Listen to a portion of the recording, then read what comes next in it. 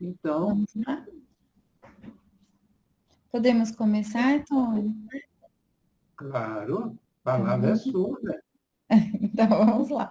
Vou compartilhar aqui o texto de hoje. Deixa eu só achar.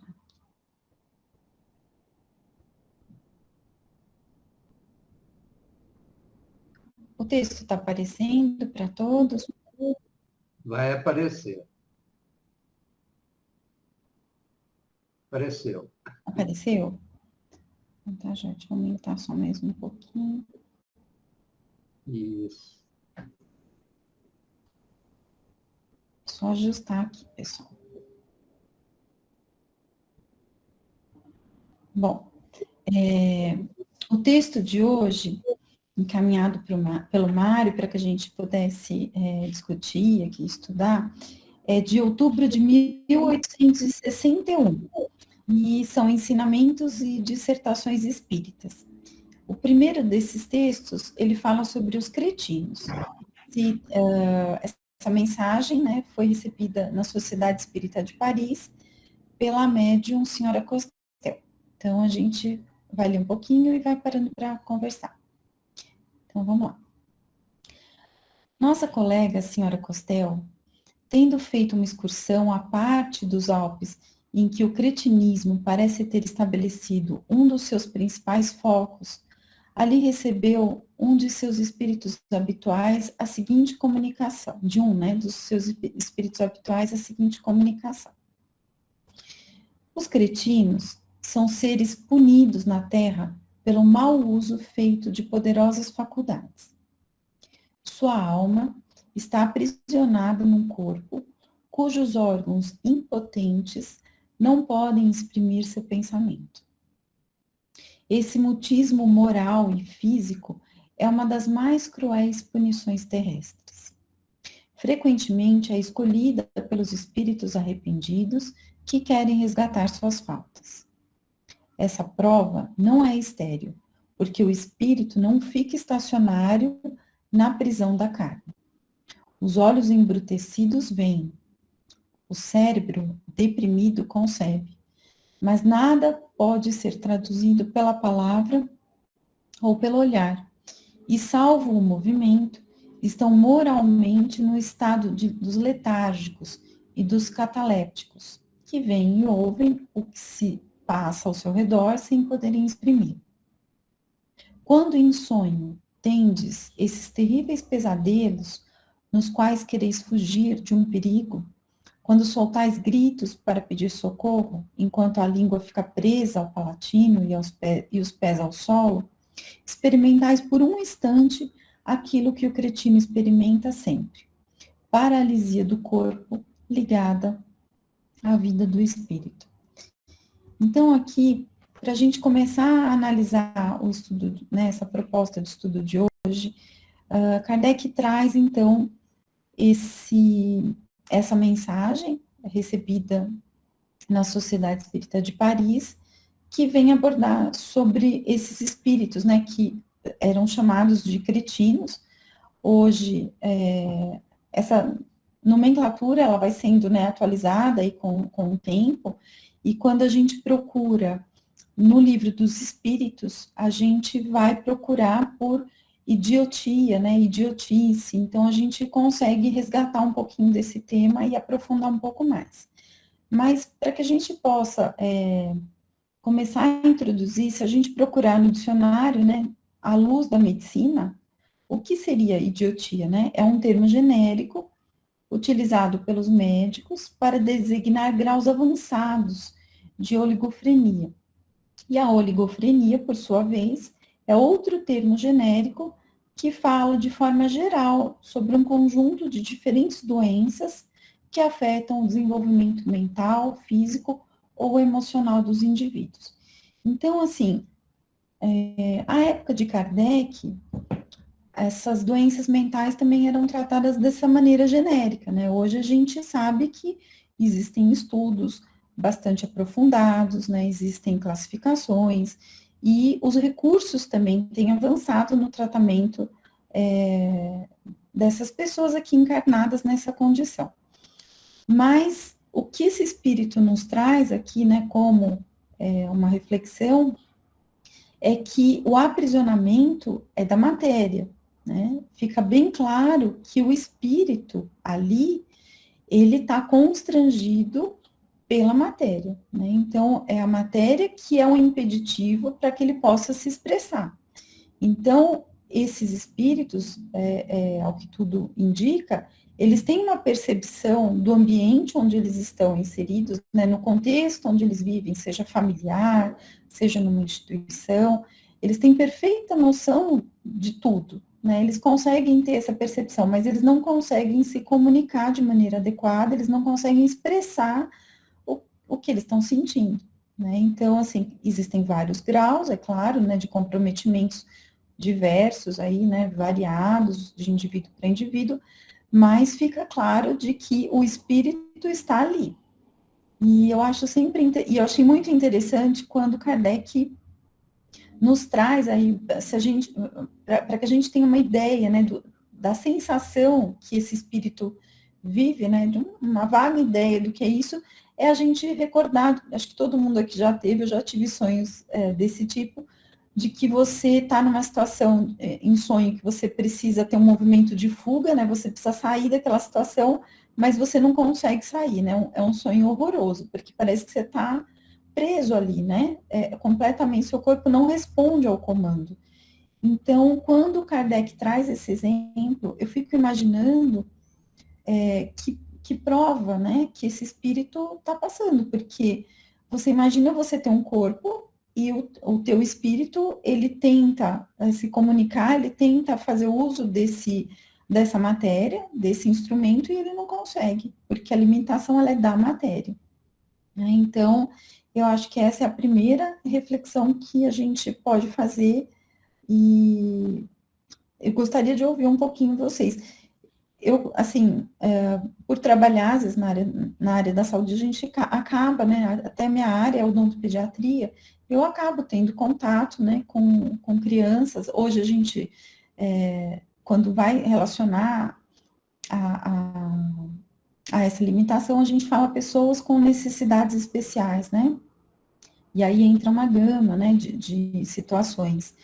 E a gente, é muito interessante quando a gente tem convivências, né, pontuais, assim, né, contatos pontuais, mas é muito interessante também como a gente percebe, por mais que ele tenha ali o constrangimento da matéria, como cada espírito, né, se manifesta de alguma forma diferente também, né? A gente tem aqueles que são mais afetivos, né, que parecem demonstrar uma certa resignação ali, né, porque a gente também não sabe como o espírito não tem toda a liberdade de manifestação, né, a gente também fica limitado àquilo que a gente consegue captar, mas a gente tem aqueles que são mais resistentes também, né? Que tem mais rigidez, né? Um comportamento diferente também. Então, por mais que seja, né, o constrangimento seja para todos ali, mas a gente percebe, sim, alguma manifestação acontecendo de maneira diferente entre eles também. Então, queria ouvir um pouco vocês sobre isso, né? Soraya, Oi. eu convivi com uma criança que nasceu assim, né? Então a gente vê quando fala assim, os cretinos são seres punidos. Até a gente não gosta muito, eu não gosto muito dessa palavra punidos. Eu acho que não é bem uma punição, né? É um resgate mesmo que ele passa. E é claro, como o Mário falou, os espíritos que se manifestam de acordo também com o entendimento deles, né? Eu acredito que, assim, esse punidos é mais no sentido, não tá muito, não é um sentido claro, é um sentido mais para entendimento. Mas eu acredito assim, como você disse, tem espíritos que nascem nessas situações e que vêm com uma meiguice tão grande. Eu conheci um que ele frequentou o centro espírita lá que eu frequento, mas de uma meiguice que ele veio ensinar a família a se amar mais, se unir, sabe? Todo mundo tinha um carinho especial por ele e ele manifestava esse carinho. Ele tinha um sorriso lindo, embora ele fosse completamente deficiente, ele conseguia sorrir. Então, e como você disse, ele não mostrava revolta, e ele mostrava uma resignação mesmo, que com certeza ele percebia que ele estava passando por aquilo, porque ele precisava, que ele é um resgate de outras encarnações, né?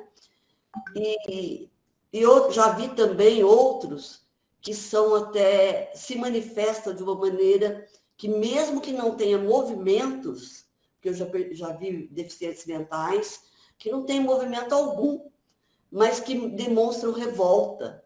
Você sente a revolta, né? Exatamente. Então, eu acho que isso aí é mesmo condições do espírito, e muitas das vezes, eu acredito, que eles não vêm só para resgatar. Ele veio para a família aprender a amar. Porque esse menino, por exemplo, que eu conheci, era de um amor tão grande que todo mundo se aproximava dele e amava. Sabe? Tinha um carinho especial por ele. Então, eu acho que é como você disse, cada caso é um caso. Uns vieram nessas condições não para serem revoltados, para aprender a resignação, mas não aceitam. Então, às vezes, vai ter que passar por outras reencarnações para aceitar essa debilidade dele. E mesmo eu acho assim, aqui fala, eu concordo com isso, é escolhido pelos espíritos arrependidos que querem resgatar suas faltas. Isso eu concordo plenamente. Mas nem sempre também ele escolheu. Às vezes a imposição é uma reencarnação que é mais, como que fala, compulsória. Compulsória, né? Ele vem porque ele precisa vir daquele jeito, ele não está aceitando, e ele chega às vezes aqui e não aceita. A gente percebe isso até pelo olhar de uma pessoa nessas condições. Né? Eu convivi muito com deficientes mentais. No meu caso, eu convivi mais com deficientes mentais educáveis. Mas quando eu fiz estágio na APAE, nossa, a gente percebia, né? E a aceitação da família também, né, Soraya? Nossa, Eunice, o contexto familiar, ele interfere muito, né? Assim, Interfere.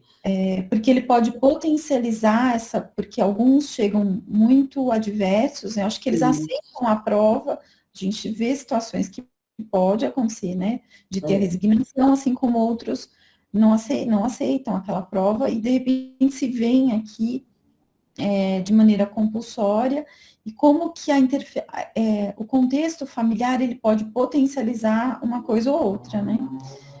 E uma vez, o Chico Xavier tem um caso que ele tomava conta do menino, que era assim, não sei se vocês já ouviram, completamente deficiente e deformado fisicamente, além da deficiência mental, bem Eunice deformado. era sobrinho dele. É sobrinho dele? Emmanuel. Ah, então. E o Chico conta, né, que uma vez um médico perguntou para ele, né, Alcione, que vida é essa? Por que não praticavam a eutanásia? Aí o Chico disse assim, olha, esta está sendo uma oportunidade dele se esconder dos seus inimigos. Ele, não é assim, Alcione? Ele chorou muito quando Emmanuel, eles deram o nome ele deu o nome do mentor dele, do Emmanuel faleceu, que ele falava que ele tinha saudade dele fazer uma bolinha de comida e botar na boca do Emmanuel para ele engolir e tal, etc. Ele conta a história. Mas, se vocês me permitirem, eu queria fazer uma parte, porque eu trabalhei muito com o COEM, que é desenvolvimento mediúnico, em São Paulo, de onde eu vim, né? Mas, uma vez, nós tivemos, no desenvolvimento mediúnico, a manifestação... Desculpem, cachorrinho. Para. De uma manifestação de um espírito do vivo, né? Que vocês sabem que acontece, o Kardec fala isso, de um surdo mudo. Mas, quando ele se manifestou, ele não estava surdo mudo. Ele chorava profundamente pela situação em que ele estava. E foi um trabalho de consolação e tal, etc. Isso eu quero só chamar a atenção nesse sentido, que, na maioria das vezes, esses espíritos, quando eles vão para a espiritualidade, eles têm noção da situação em que eles se encontram. Então, é muito importante o evangelho no lar, trabalhar a família, e trabalhar ele e tal, etc., porque eles sabem o que está acontecendo. Dentro disso que a gente está conversando, é algo que foi falado agora, o evangelho no lar, seja o evangelho no lar, ou seja, a presença da oração, né, o diálogo, porque eles, apesar de, não, muitas vezes, dependendo do comprometimento, eles não conseguem se comunicar, mas eles são capazes de ouvir. Então, não achar que a pessoa não está entendendo, né? Ela está compreendendo tudo, ela só não consegue. Elas percebem, elas sentem, né? Exatamente. Então, eles vão ser impregnados por isso, né? Por essas percepções, né? Pelas falas, pela rejeição também, assim como pelo acolhimento. Então, é muito importante aí, e como a Eunice também trouxe, né? Às vezes a prova é para a família também, né? Ali todos estão envolvidos naquele resgate, né? Então, de alguma maneira, é importante que todos os envolvidos tenham esse comprometimento, né? De perceber. Principalmente, a gente tem que lembrar que a reencarnação é sempre uma bênção. A reencarnação em si nunca é um castigo. Ela não é punição, ela é bênção. Em todas as hipóteses. Então, como o Alcione falou, você tem que trabalhar a família.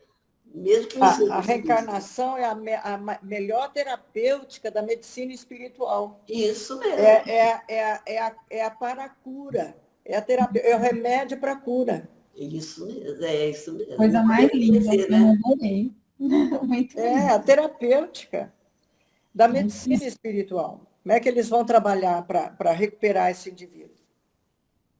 Nossa, lindo. A Lucélia escreveu aqui, concordo com a Eunice que não é punição, mas um resgate que por ele foi escolhido. Também sei de uma pessoa assim, na sua situação consegue mostrar amor e sabedoria. É isso, né, Lucélia? A gente tem, na verdade, uma diversidade aí de experiências, né? Cada um de nós já certamente teve contato, né, com alguma pessoa nessa condição. Às vezes tem algum familiar também, e como isso é importante. E como a sociedade também evoluiu no lidar, né, no acolher. Então, a gente vê as situações hoje de inclusão social, né, e aí, quando eu às vezes escuto que, mas o que ele vai fazer numa sala de aula com alunos ali, né, que não tem a mesma condição que ele? Ou seja, mais uma vez volta aquela percepção, né, ele estar naquele meio, ele ser envolvido, aquilo pode ser muito importante para a evolução dele, né? Então, espiritualmente, a gente consegue perceber como que a pedagogia evoluiu também, né, gente? Conseguindo acolher, né, todos os indivíduos. Eu acho isso maravilhoso. Soraya, é importante também para os alunos da classe aprender a conviver, vai educando eles, a inserir esse pessoal no convívio social, né? Sim, maravilhoso. Vamos seguir mais um pouquinho? Esse texto aqui acho que vai trazer muita coisa para a gente refletir. Então, vamos assim. Aqui. Assim, quase todas as enfermidades têm sua razão de ser. Nada se faz sem causa. E o que chamais injustiça da sorte é a aplicação da mais alta justiça. A loucura também é uma punição pelo abuso das altas faculdades. O louco tem duas personalidades, uma extravagante e a outra consciente de seus atos, sem poder dirigi-los. Quanto aos cretinos, a vida contemplativa, isolada de suas almas, sem as distrações do corpo, pode ser tão agitada quanto as existências mais complicadas pelos acontecimentos. Alguns se revoltam contra seu suplício voluntário, lamentam tê-lo escolhido e experimentam o furioso desejo de voltar a uma outra vida. Desejo que lhes faz esquecer a resignação na vida presente e o remorso da vida passada, da qual têm consciência, porque os cretinos e os loucos sabem mais que vós, e na sua impossibilidade física oculta-se uma força moral da qual não fazeis a mínima ideia. Os atos de furor ou de imbecilidade a que seus corpos se entregam são julgados pelo ser interior, que sofre e deles se envergonha. Assim, ridicularizá-los, injuriá-los e até maltratá-los, como às vezes às vezes fazem, é aumentar-lhes o sofrimento, porque lhes faz sentir mais duramente sua fraqueza e sua abjeção. Se eles pudessem, acusariam os que assim agem de covardia, pois eles sabem que suas vítimas não podem se defender.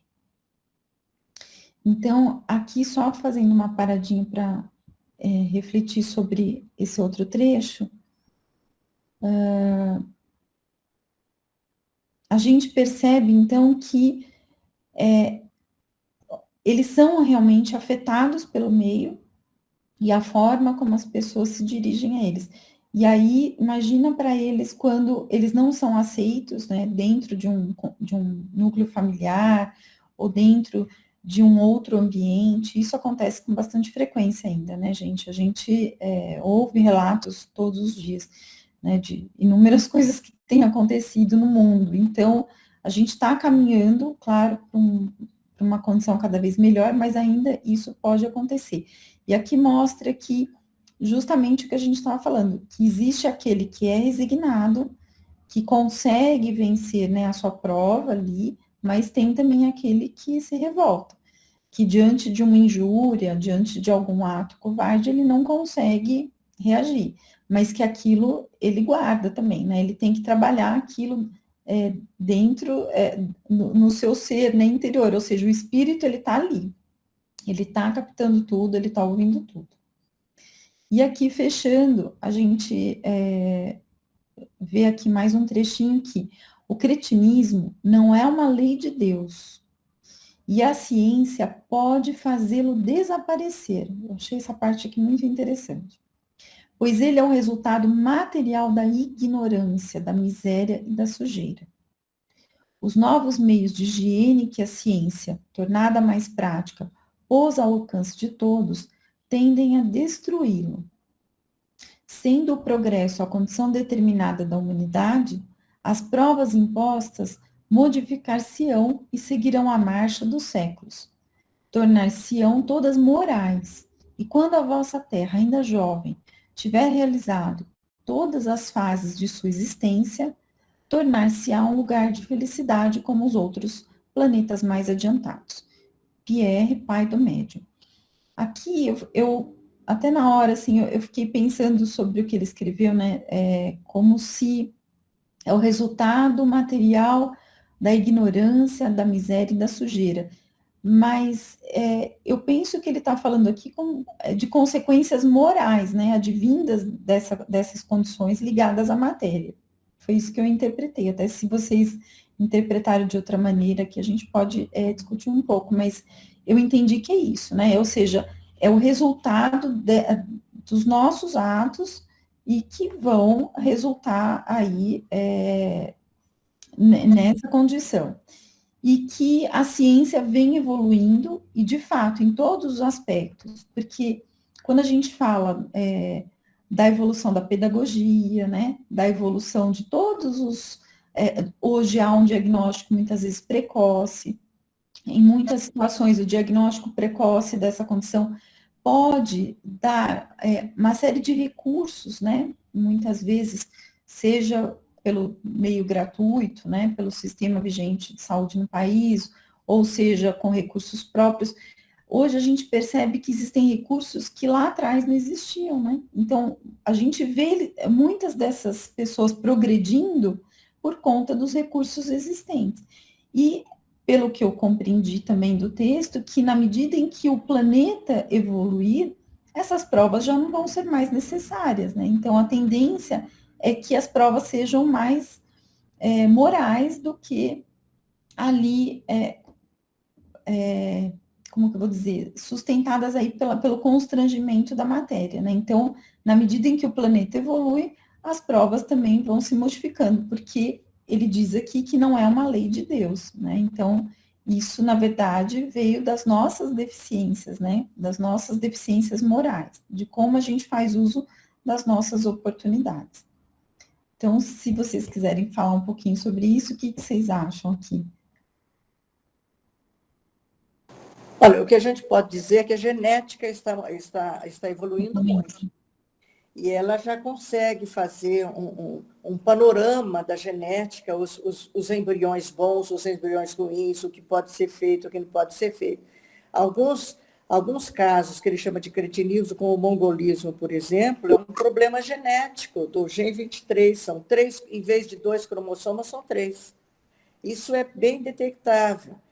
E pode você impedir que venha uma criança assim ser concebida.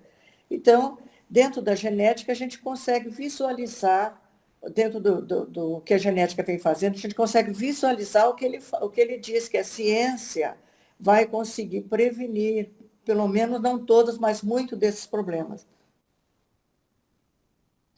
Então, a evolução que se dá em toda a ciência, ela já beneficia e vai beneficiar muitos casos, né? Eu estava lendo esses dias, tem uma doença degenerativa que, dependendo do momento em que essa doença é detectada, se o paciente ele recebe uma medicação, ele consegue reverter esse quadro. Então, assim, existem situações hoje que são até reversíveis, realmente, né, Alcione, pela ciência. Tá, o microfone está fechado. O teste do pezinho é para isso. Tem determinadas doenças que são falta de alguns elementos que você doa para a criança desde o início, ela não vai ter a dificuldade mental. Gente, olha que coisa linda. São evoluções que vão acontecendo. Eu vou citar para vocês a doutora Marlene Nobre. Eu vi uma vez ela dizendo isso. Sobre a lepra, por exemplo. Eu falei assim, por que a lepra acabou? Ela disse, porque não faz mais parte do karma da humanidade. Conforme evolui, não é mais necessário. Não faz parte do karma da humanidade. Que coisa mais linda. A Lucélia escreveu aqui, eu entendi que condições desiguais de pobreza que tendem a diminuir com nossa evolução moral. A igualdade de oportunidades que se faz presente pelo amor. Lucélia, eu acredito que com a evolução, como é que é? Igualdade de oportunidades que se faz presente pelo amor. Quanto mais nós evoluímos, né, como nesse planeta, as provas vão sendo diferentes, e o caminho do amor é sempre o que deve ser, né, buscado por todos nós. Eu acredito nisso também. Vamos caminhar mais um tiquinho aqui. Observação. Houve um tempo em que se havia posto em dúvida a alma dos cretinos e se perguntava se, na verdade, eles pertenciam à espécie humana.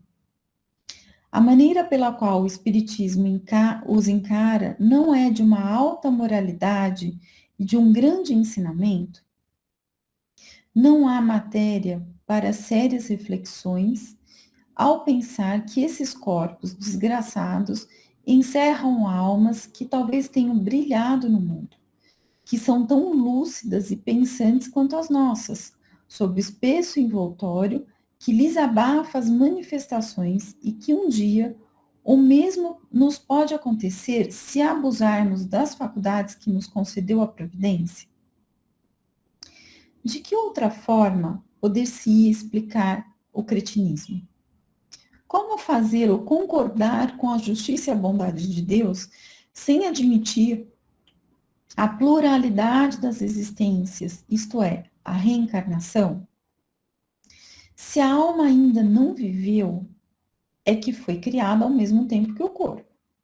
Nesta hipótese, como justificar a criação de almas tão deserdadas quanto a dos cretinos por parte de um Deus justo e bom? Aqui não se trata de um desses acidentes, como, por exemplo, a loucura, que se pode prevenir ou curar.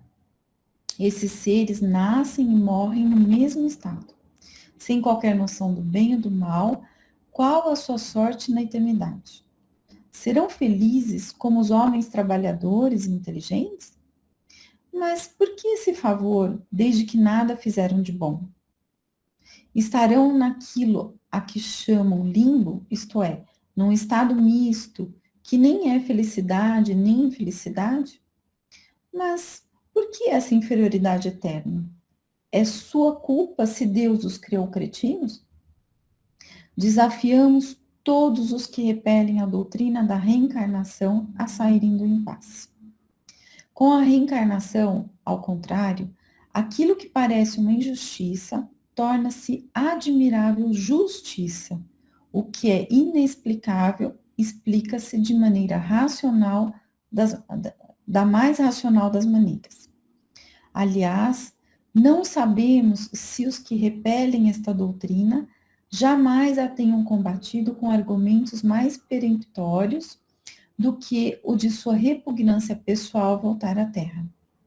Então, assim, muito certos de possuir bastantes virtudes para ganhar o céu numa arrancada.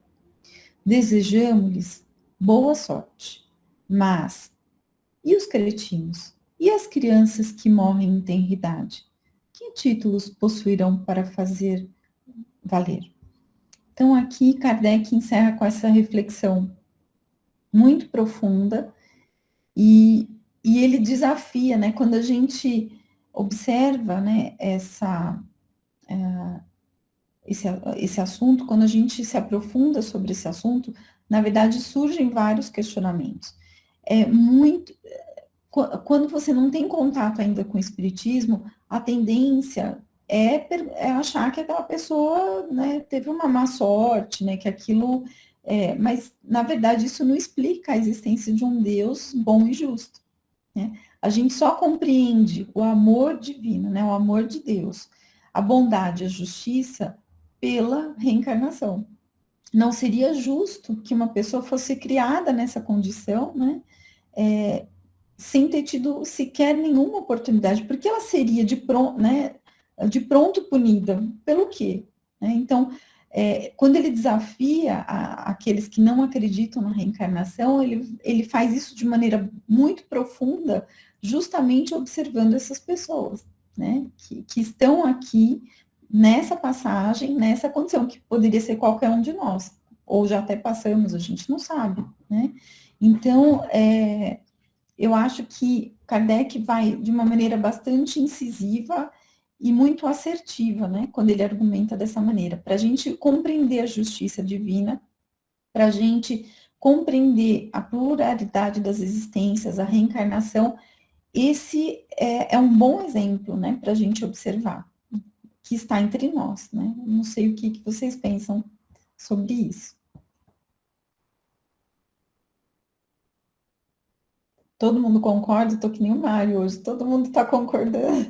Não, mas aí não tem mesmo o que comentar. Está certíssimo, Soraya, porque nós acreditamos na justiça divina, acreditamos nos desígnios de Deus, nós vamos ter uma vida, pautar nossa vida de maneira diferente.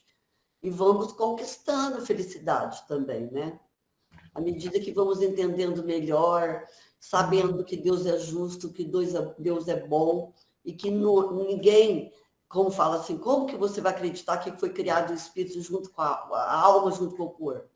Para nós isso já é um absurdo mesmo, né? Nós já compreendemos que isso nada não existe. Então, tudo é produto do que fizemos e do que podemos fazer, né? Exatamente, Anis. Aqui eu estava olhando o Livro dos Espíritos, tem uma questão muito interessante aqui. Ele fala assim, sobre o idiotismo e a loucura.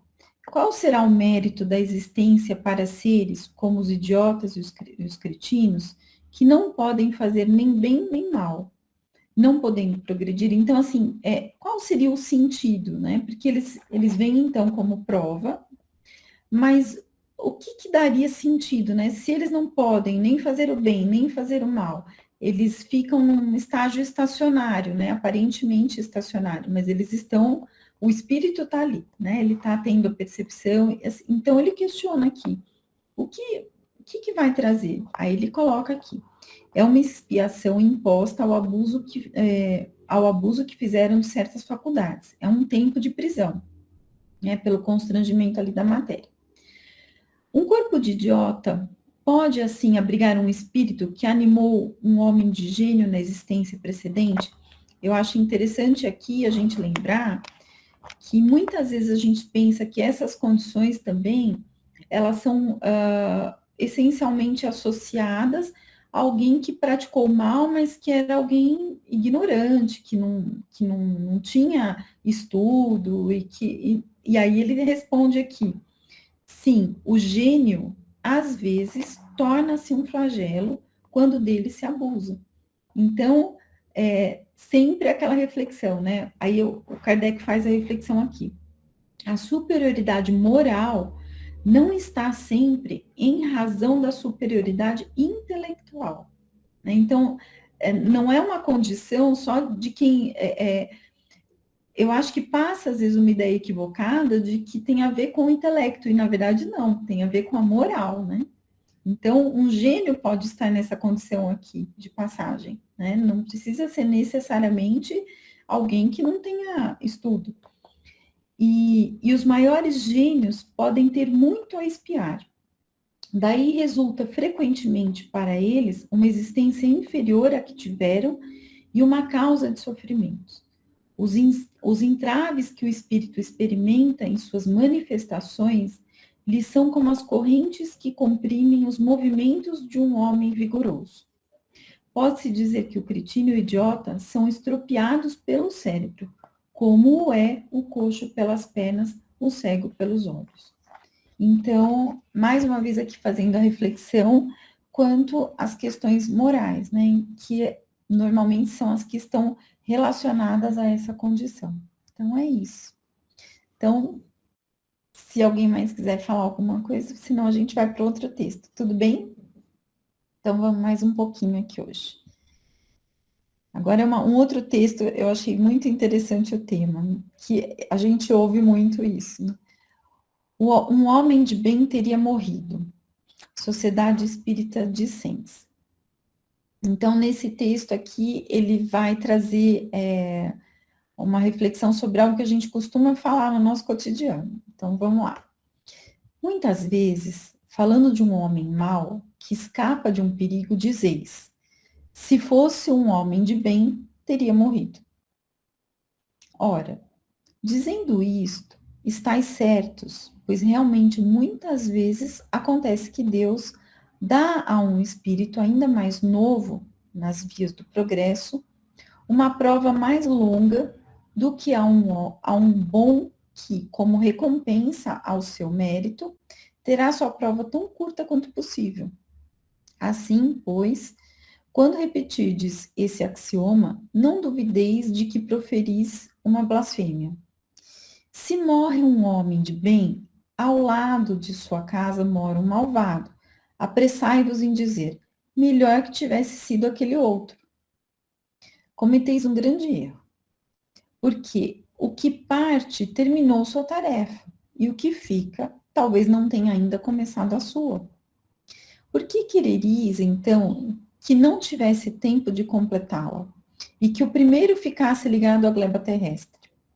Que diríeis de um prisioneiro que tivesse cumprido sua pena e continuasse na prisão, enquanto se desse liberdade ao que a ela não tem direito?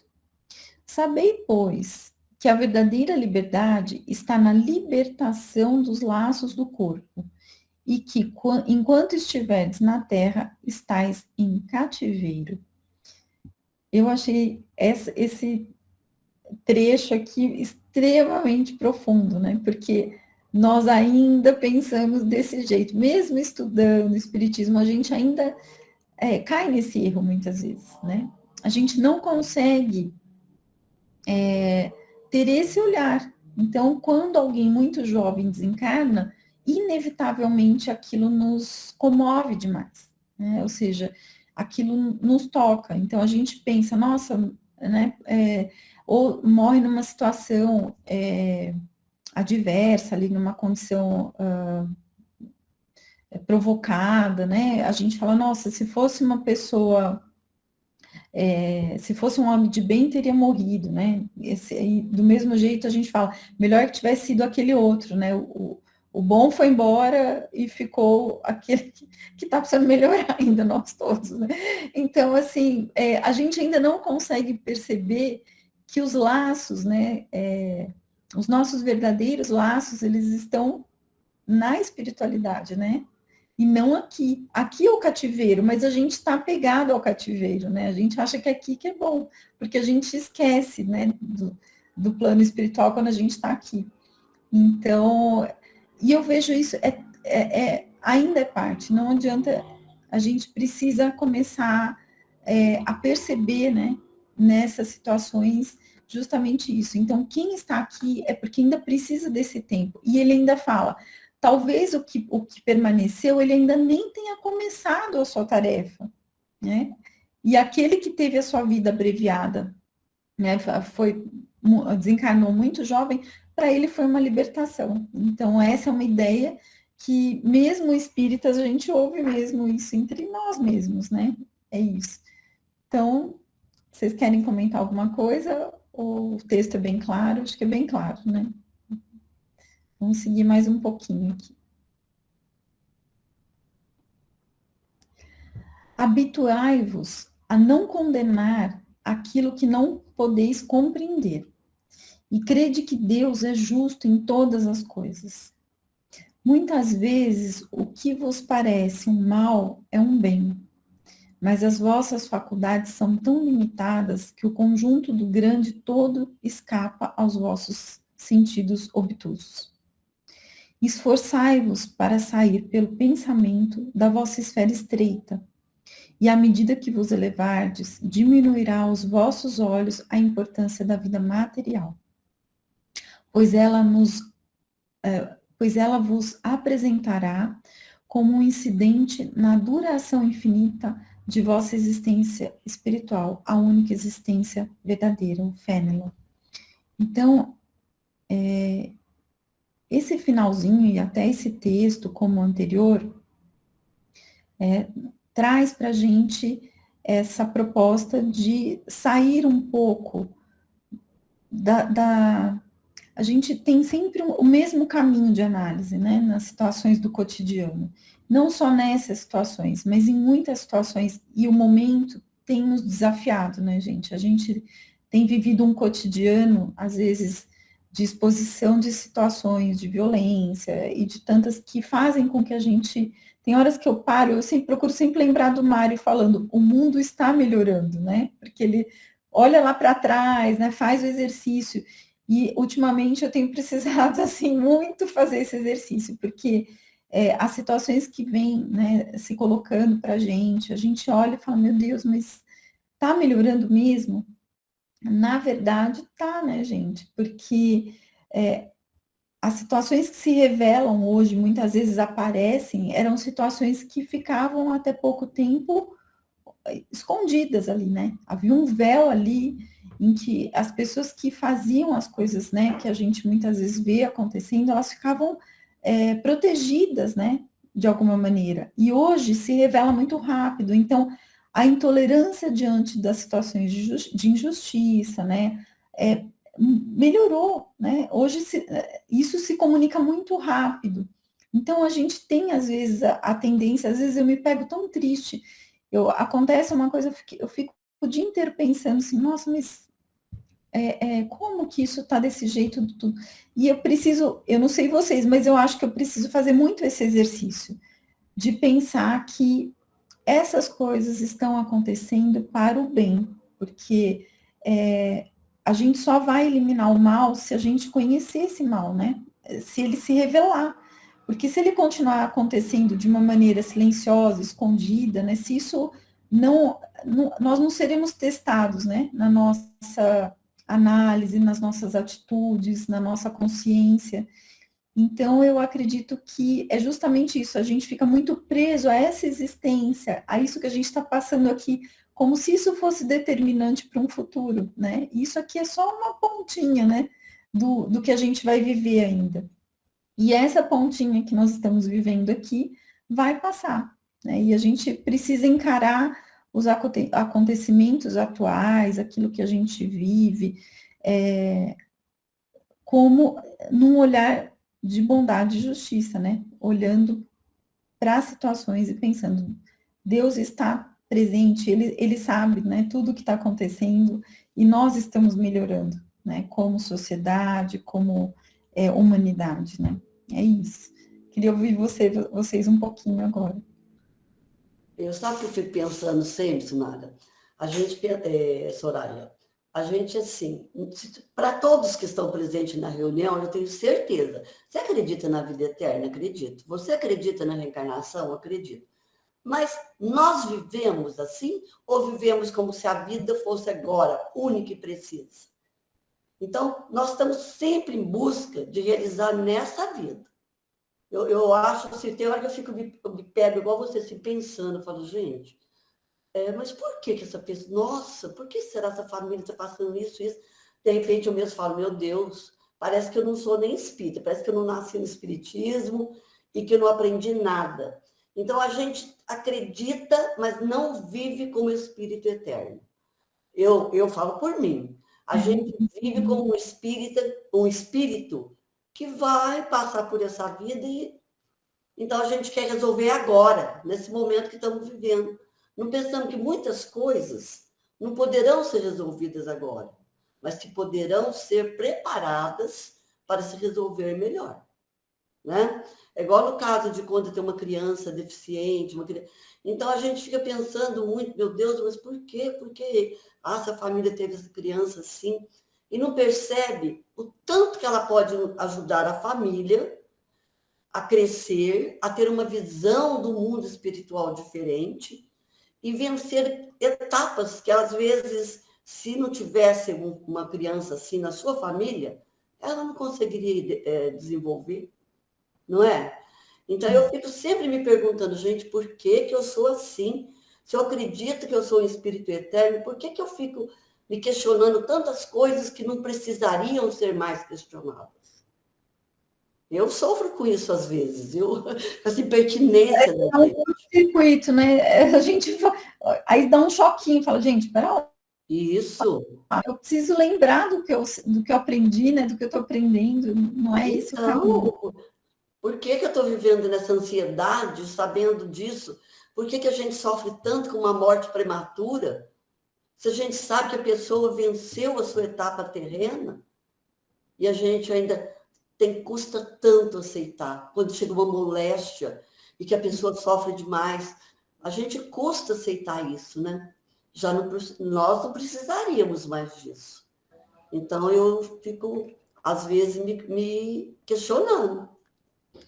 Eu também, Eunice, eu estou do mesmo jeito. É que a gente entra no espiritismo, mas é difícil o espiritismo entrar na gente, né? É verdade, Alcione. É um exercício diário, né, Alcione? Nossa, gente. Alcione, eu acho que o espiritismo está começando a entrar em mim, porque eu já passei por muitos desafios, e mesmo no espiritismo eu falava assim, eu não quero reencarnar de novo, não quero viver mais nessa terra. Acredita que agora eu já estou aceitando, mas eu falava, eu embirro e não volto. Olha para vocês verem, eu vou dar birra, mas eu não volto. Agora não, agora eu já estou aceitando, então acho que o espiritismo está entrando em mim aos pouquinhos. Gostei, Vera. Não quero voltar aqui, né, Vera? Mas é isso mesmo, a gente vai devagarzinho, né, assimilando.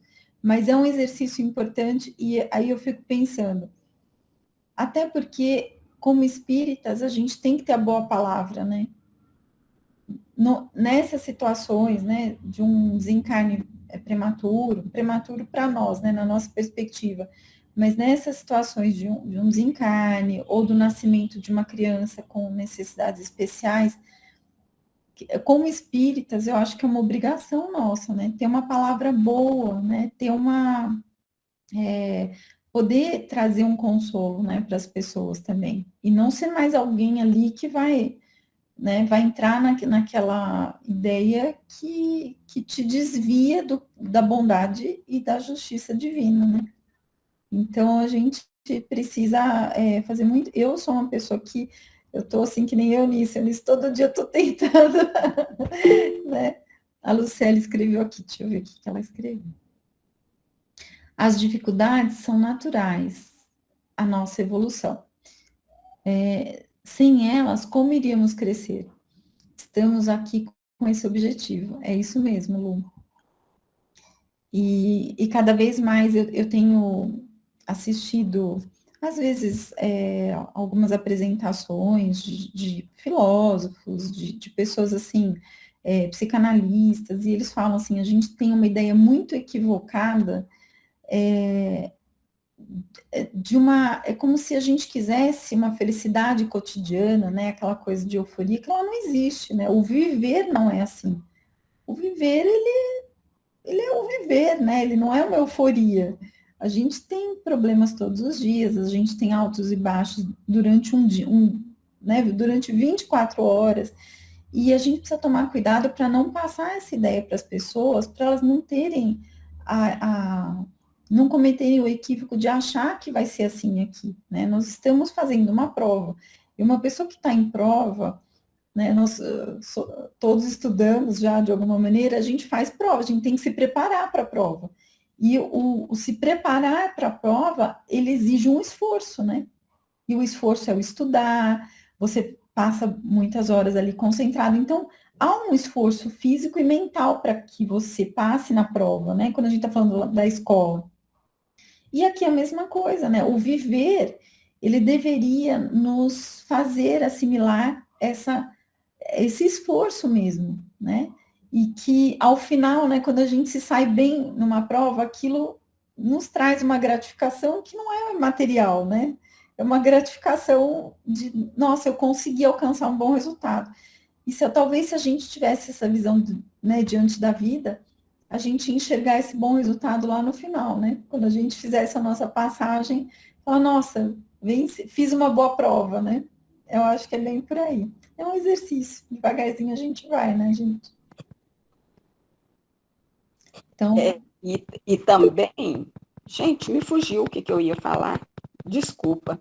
Sobre a prova que você estava falando, eu estava com raciocínio e me fugiu.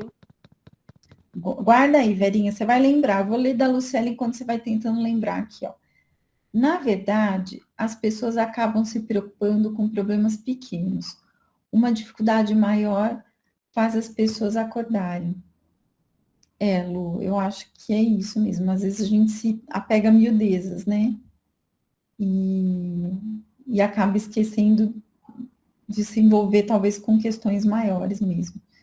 Verinha, você quer que eu te ajude a lembrar? Eu estava falando das provas, dessa prova consórcio da escola. Lembrou alguma coisa? Nossa, fugiu mesmo, não lembro. Mas não tem problema não, acho que é mais ou menos isso que a Lucélia colocou aí. Que a gente se apega nas miudezas, né? E do cotidiano, né? Soraya, Oi? Também essa concepção mudou muito. Mesmo entre as pessoas que não são espíritas. Quando eu comecei a dar aula para deficientes mentais, a minha classe tinha 8, 5, 6 alunos no máximo. Por quê? Os pais tinham vergonha de mandar à escola, eles escondiam as crianças, e às vezes na nossa classe podia entrar com mínimo 8 anos, não podia ser menos, não sei hoje como está. Mas quando eu dei aula, tinha que ser porque tinha que ter passado por uma triagem e tudo, né? Mas as mães não mandavam, às vezes chegava crianças para nós com 12, 13 anos e nunca tinha ido em lugar nenhum, escola nenhuma. A pai, então, não ia de jeito nenhum. Quando chegavam algumas crianças que a gente via que não eram deficientes mentais educáveis, a gente falava, não, tem a pai que vai desenvolver a sua criança muito mais do que aqui. Nossa! Tinha umas que saíam tão nervosas da escola porque falavam que a gente não queria aceitar o filho dela. Então a gente explicava junto com a diretora, não, é que tem fases diferentes. E depois, no decorrer dos anos, a gente viu que foi mudando. As nossas classes começaram a ficar lotadas, que o máximo era 15, a gente começava a ter 12, 13, procura, muita procura. Porque os pais já não estavam escondendo mais. eles já aceitavam o filho deficiente e já queriam dar uma qualidade de vida para eles. E a gente vê na PAI. Hoje, a procura que a PAI tem, não é? Para oferecer uma qualidade de vida melhor para os filhos. Então, eu acredito que já está havendo uma grande mudança mesmo, né? Em todos os casos. Não é só no cretinismo, não, em outros casos também, né? Eunice, onde que você dava aula que eles não aceitavam sugerir a PAI? No Caetano Petralha. Ah, era estadual, normal. Não era normal, eram chamadas classes especiais. Na nossa classe eram crianças, às vezes, que ficavam assim, 5, 6 anos na minha classe, e às vezes saía lendo pouquíssimas coisas, escrevendo pouquíssimas coisas, mas tinham socialmente, eles se melhoravam. E a nossa classe mais era para ser educável.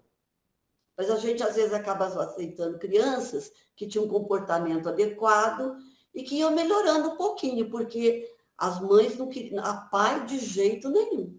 Não, minha filha não é doido, não é doido. Eles falavam assim. Então, eu acho que hoje já tem uma concepção diferente de tudo. E mesmo nessa concepção entre os espíritas, da morte prematura, já há uma aceitação bem maior, né? Eu acredito. Eu acho que a evolução da humanidade como um todo, né, Nice? Porque a inclusão, né, dentro das escolas, muitas vezes essas condições, até com bastante limitação, hoje elas já são incluídas, né, na escola. Mas foi um processo, né, não foi muito fácil no começo. Até porque as famílias sofriam muito também, né? Muito preconceito, era muito difícil. Foi uma evolução da sociedade mesmo, né? Como um todo, assim, dos espíritos, né?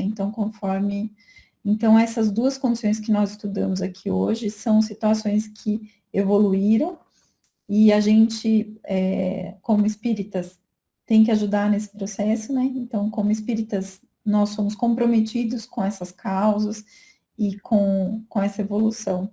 Eu não vou começar outro texto, porque está faltando 2 minutinhos, senão a gente não vai conseguir terminar. Deixa eu tá? Então, como você está dizendo dessas causas, que agora a já aceita melhor, a mesma coisa, eu tenho um filho dependente químico, graças a Deus em recuperação, é uma doença que não tem cura, ela é progressiva, então tem que estar sempre na manutenção. Mas a partir eu também senti isso.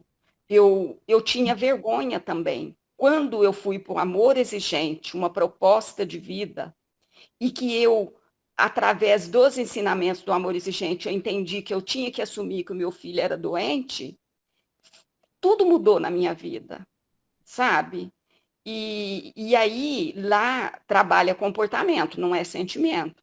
Mas eu fui mudando meus comportamentos, sabe? Aceitava pedir ajuda. Enfim, é isso aí. É a questão de evoluir mesmo na situação. Obrigada, Lu. A gente que agradece.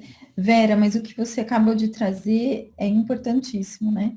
Porque todos temos que evoluir juntos. Então, para que uma pessoa, numa condição diferente, né, uma doença ou uma condição de limitação física, o que a gente acabou de ver aqui, né, conversando, é que essa evolução ela precisa ser coletiva.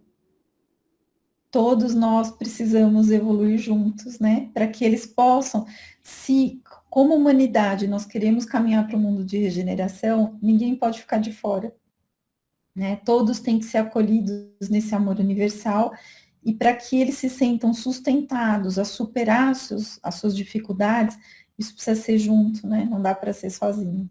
Eu acho que é isso. Então a gente encerra aí com essa reflexão maravilhosa. Gente, obrigada por tudo, obrigada pelo apoio de vocês. E se alguém quiser... Agradecemos. Muito boa sua palestra. Obrigada. Obrigada. Boa noite. Boa noite.